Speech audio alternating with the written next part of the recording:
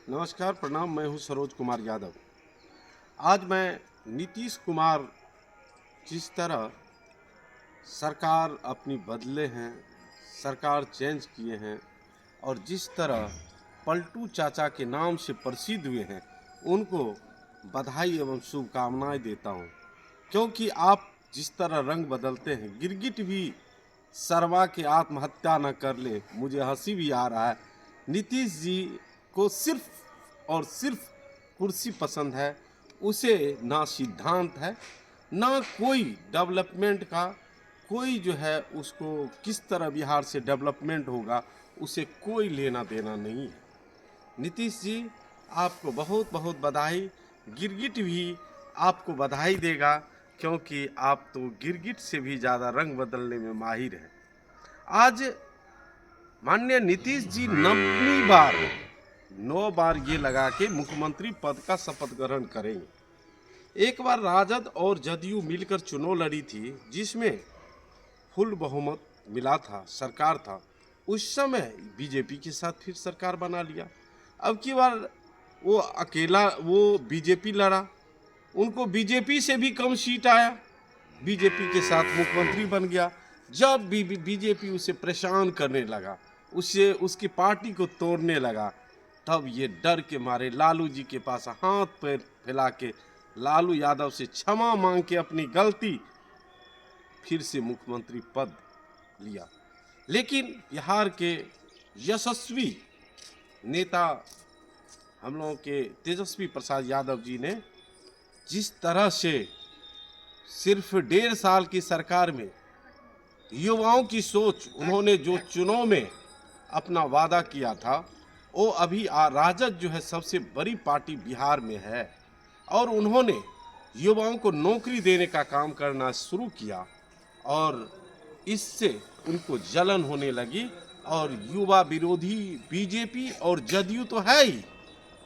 जब तेजस्वी यादव ने जिस तरह से शिक्षकों की बहाली, हॉस्पिटल में बहाली, हॉस्पिटल की इतनी अच्छी व्यवस्था करवाए, और इसको देखकर घबरा गए बीजेपी और जदयू वाले ना।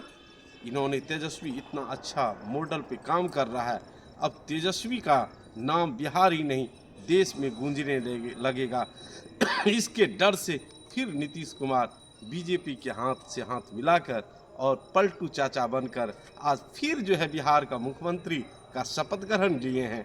और मैं कहना चाहता हूँ, तेजस्वी जी से कहना चाहता हूँ, तेजस्वी जी, आपने 1.5 साल में जो बिहार के युवाओं के लिए ने काम किया, आपने गरीबों के लिए काम किया, जिस तरह हॉस्पिटल में व्यवस्था करवाई, अब देखता हूं कि बिहार में ये लोग इतना बची हुई सरकार में क्या कर पाता है। आपको तेजस्वी जी धन्यवाद देता हूं, और आप अगले बार विधानसभा चुनाव में फुल बहुमत से आप जो है सत्ता में आएंगे, और 2024 के चुनाव में राजद के सभी कार्यकर्ता को कहना चाहता हूं, आप लोग कमर बांध ले, और एक एक आदमी को, गरीब को, पिछड़ा को, अति पिछड़ा को, एवं सभी जाति के अंतिम पैदान पर खड़े व्यक्ति से संपर्क करके बिहार से जो है जदयू और बीजेपी को भगा के छोड़ना है, और नरेंद्र मोदी को कुर्सी से उतार कर छोड़ना है।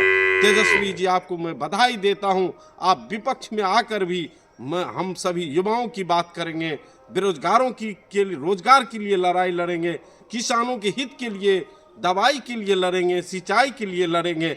आप जो है यशस्वी हैं, और आदरणीय लालू प्रसाद यादव जी ने जिस तरह से बीजेपी से समझौता कभी नहीं किया, जेल जाना पसंद किया, और जब लालू यादव ने गरीबों को आवाज दिया तो उनको जो है सीबीआई ईडी लगाकर उसे जेल भेजने का काम किया।